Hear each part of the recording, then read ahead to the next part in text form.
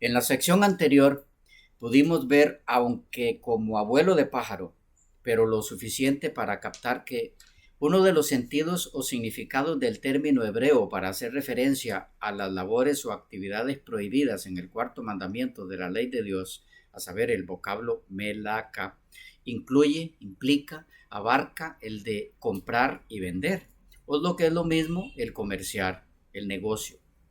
En esta ocasión tomaremos algo de tiempo para mirar que lo mismo sucede con el término griego que se corresponde con melaka. Nos referimos al vocablo ergom, de la raíz erga. Ergom se corresponde con melaka, como puede verse entre los léxicos en las obras de Alfred E. Tuggy, léxico griego-español del Nuevo Testamento, y en el de T. Muraoka. Según el compendio del Diccionario Teológico del Nuevo Testamento de Kittel y dos autores más, el término ergon implica el sentido de negocio, comercio, según el contexto.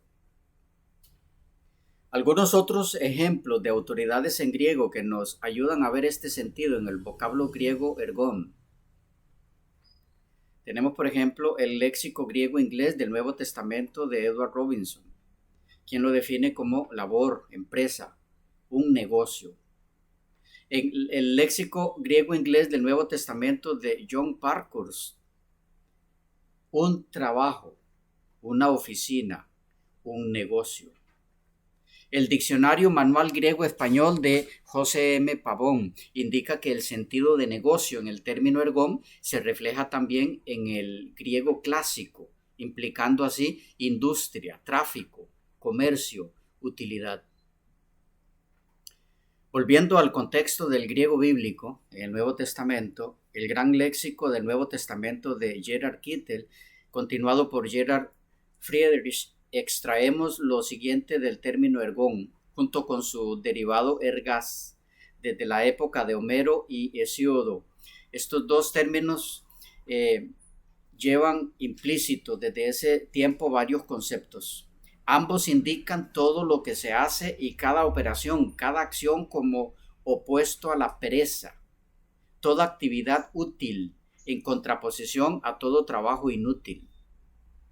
Estos términos pueden aplicarse al trabajo en el campo, a la agricultura, a cualquier artesanía, al trabajo manual, a todo tipo de industria, al comercio, al tráfico, a la navegación, a la pesca, como puede verse en Apocalipsis 18-17. Y también denotan, nos dicen estos documentos, actividad artística, actividad figurativa y poética. Incluso en la Biblia griega encontramos en parte numerosos ejemplos de todos estos diferentes significados.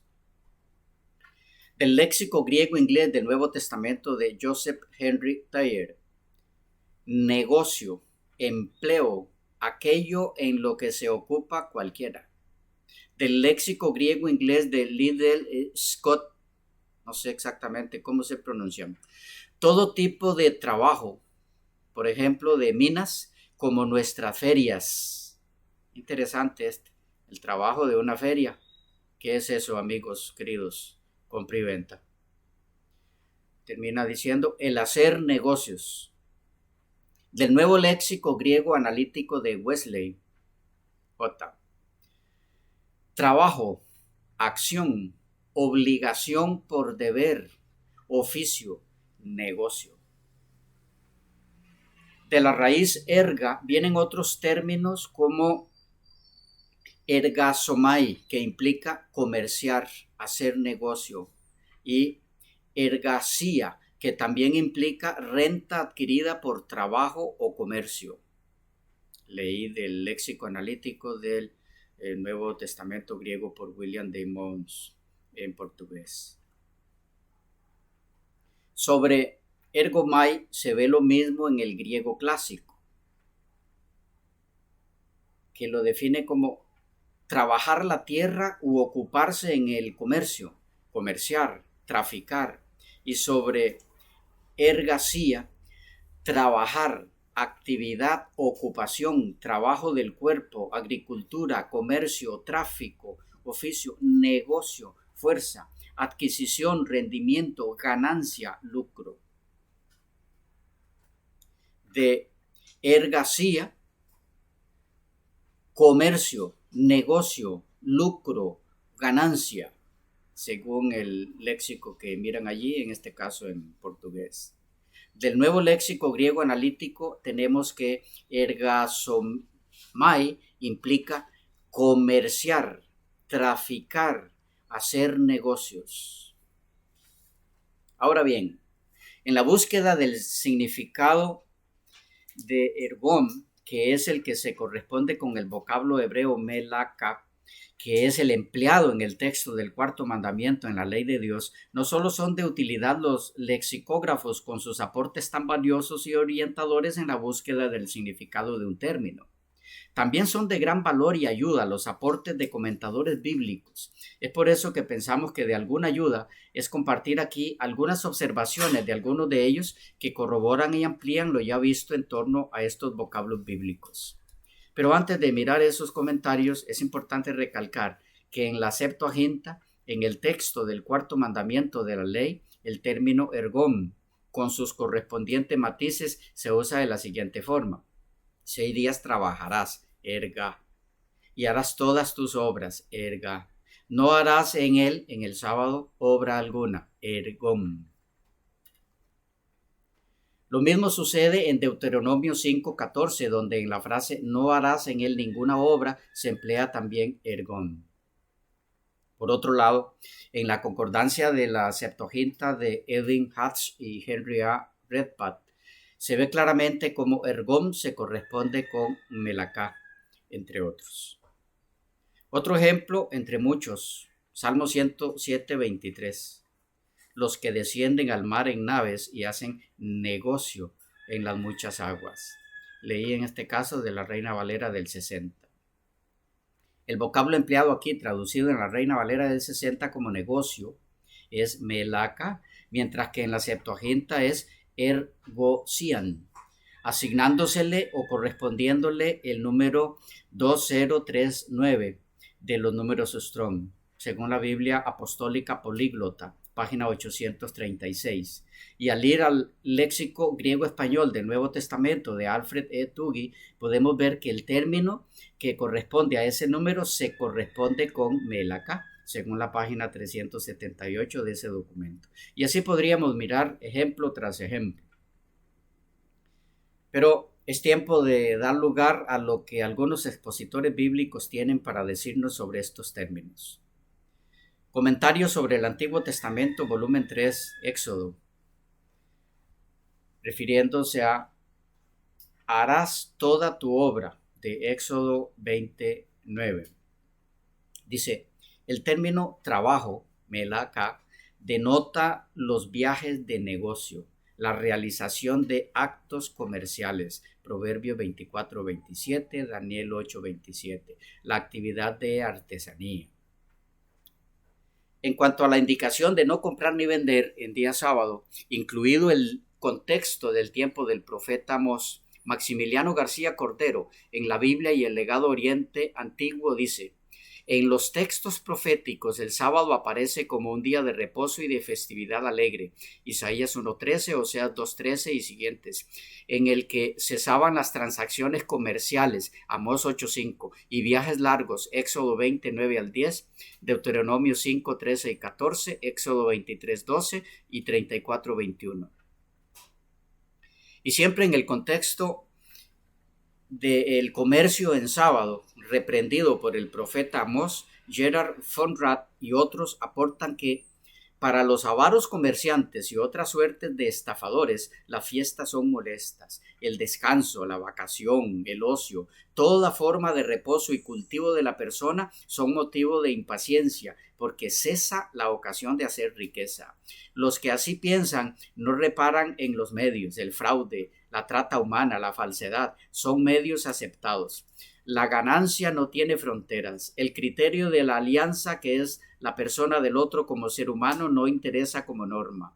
El último criterio es la ganancia egoísta, destructora de la comunidad y de sus miembros. Comentando Éxodo 29, James G. Murphy dice específicamente del vocablo melacá, incluye la rutina de las operaciones domésticas, la gestión de los asuntos, las transacciones de compra y venta y todo lo que significa negocio. John Peter Lange, en comentarios sobre las Santas Escrituras, recalca comentando Éxodo 29, ningún trabajo o negocio, y eso no solo en referencia al hijo e hija y siervo, sino también en referencia a las propias bestias y al extranjero dentro de las puertas de Israel. Siempre en referencia a Éxodo 29, Florencio y Sebastián Yarza aclara que ergón viene de la forma bíblica usada en la versión de los 70 y que entre los sentidos que puede implicar según el contexto están trabajar, labrar, producir, traficar, comerciar. Samuel W. Barnum, en su diccionario comprensivo de la Biblia, dice: el trabajo prohibido no debe confundirse con cualquier tipo de acción. Los términos del mandamiento muestran claramente el tipo de trabajo al que se hace referencia. Se trata del trabajo servil y del negocio. La referencia de Isaías al sábado no nos da detalles. Las de Jeremías y Nehemías muestran que llevar mercancías para la venta y comprarlas eran igualmente profanaciones del día. Por lo tanto, sigue diciendo este autor, todo negocio mundano por parte de los amos se suspendía el sábado. Y el día era un derecho común para descansar y refrescarse, poseído por todas las clases de la comunidad hebrea. Sobre la situación reflejada en Amós 8:5, otro valioso comentario informa: la actividad comercial se detenía. En una visión general que incluye a Amós, Jeremías y Nehemías, Craig, en Diccionario del Trasfondo del Nuevo Testamento, en inglés, agrega que aquellos cuya visión no se extendió más allá de su búsqueda de negocios, naturalmente encontraban la interrupción como una irritación que evadir. Amós 8:5. Y hace referencia también a Jeremías 17, 19 al 27 y Nehemías 13, 15 al 22. Don Ernesto Trenchard y Antonio Ruiz dirán en cuanto a lo que exige el mandamiento, Éxodo 28 al 10, los israelitas habían de trabajar 6 días según las exigencias normales de su vida, pero el séptimo día había de dejar todo trabajo aparte de asuntos ineludibles que surgiesen de nacimiento, muerte, la continuidad del culto del tabernáculo, etc. Terminan diciendo, un hombre de negocios podía tener un asunto casi terminado en víspera del sábado, pero no podía llevarlo a cabo hasta después del día de reposo, ya que le tocaba decir, este es el día consagrado a Jehová, todo mi tiempo es de él. De Matthew Henry, tenemos que no habían de hacer ninguna clase de trabajo en sus profesiones y quehaceres seculares en ese día. Henry Alford, ese reconocido expositor bíblico, nos dice que el carácter general de esta prohibición, refiriéndose a Éxodo 20:10, se ilustra en detalle en muchos lugares subsiguientes, como por ejemplo en referencia al trabajo en el campo, capítulo 34:21, al labrado del vino y la fabricación de mercancías, Nehemías 13:15, para llevar cargas, Jeremías 17:21, para la compra y venta en general, Amós 8:5, y la recogida de leña, Números 15:32 y siguientes, a encender fuego en las casas particulares, capítulo 35:3. M. Kalish, en comentario crítico histórico del Antiguo Testamento, recalca que la compra y la venta estaban, por supuesto, tan estrictamente prohibidos como las cargas. Y agrega que las expresiones de Nehemías 9:14, Ezequiel 20:11 y 12, y quizá del mismo Moisés o del Moisés mismo, Deuteronomio 15:5, pueden ser tomadas en el sentido de que la obediencia se consideraba originaria de la ley dada en el monte Sinaí. Finalmente, una declaración que confirma que la indicación de no comprar ni vender, no negociar, no comerciar en día sábado, no fue algo que se originó en tiempos de Nehemías, sino que la violación a ese mandato fue algo con lo que tuvieron que lidiar los profetas antes de Nehemías. De 52 sermones sobre el decálogo de Platt se lee: si Israel se hace prevaricador, no tardarán en sobrevenir las amenazas del castigo. Ve, profeta, dirá el Señor a su servidor Jeremías, ve y ponte a la puerta de la ciudad por la que pasan los hijos y los reyes de Israel y diles, he aquí lo que dice el Señor, ¿queréis salvar vuestros bienes y vuestra vida? No llevéis cargas en día de sábado ni las hagáis entrar por las puertas de Jerusalén, ni hagáis en día de sábado sacar carga de vuestras casas, ni hagáis labor alguna, santificad dicho día, como lo mandé a vuestros padres. Si no lo hacéis así, pegaré fuego a vuestras puertas, fuego que devorará las casas de Jerusalén y que nadie apagará. Jeremías 17. Las mismas amenazas por parte de Dios vemos en los labios de Ezequiel, de Osea, de Amós, de todos los profetas, y sabido es que con la historia por testigo cómo se cumplen. Por último, dice este mismo autor, vemos el mismo celo en Nehemías, cuando a la vuelta de la cautividad los judíos tan severamente castigados pero no corregidos se pusieron de nuevo a violar la ley sabática, los unos pisando las uvas en el lagar en día de sábado, los otros llevando fardos o cargando sus bestias con frutos de la viña y de la higuera para venderlos en día de sábado. ¿Cómo les grita el hombre de Dios? ¿Qué crimen estáis cometiendo? Profanáis el día del Señor. ¿Es que vuestros padres no se hicieron reos del mismo crimen?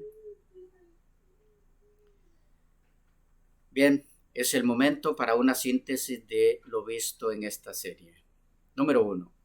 La indicación de no comprar ni vender en sábado no inició con el profeta Nehemías y mucho menos influenciado por Babilonia.